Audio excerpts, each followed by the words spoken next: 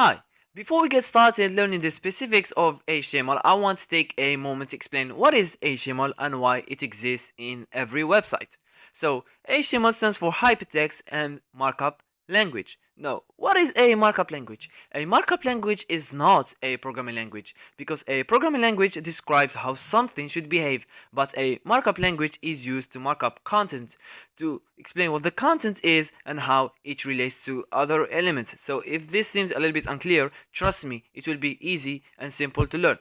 So if I'm going to take an example, I'm going to launch my browser, which is Google Chrome. You can have your own like Mozilla Firefox or Internet Explorer. You are free to use whatever you want.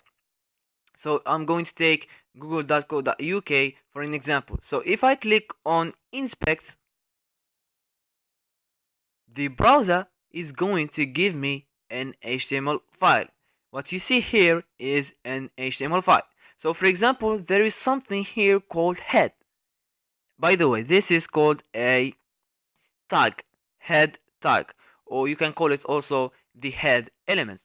So if I open it, you see here that there is the head element, then there is content, then if you scroll down here, there is the closing tag of the head. So I'm going to give you another example. So if we go to Twitter and we click on inspect, this is what the browser is going to give me back. And you can notice that there is also a head element in Twitter. So if I go inside of it, this is what I'm going to get. So the opening tag of head, then content, then if I scroll down here, then the closing tag of head. So this is how we write HTML5.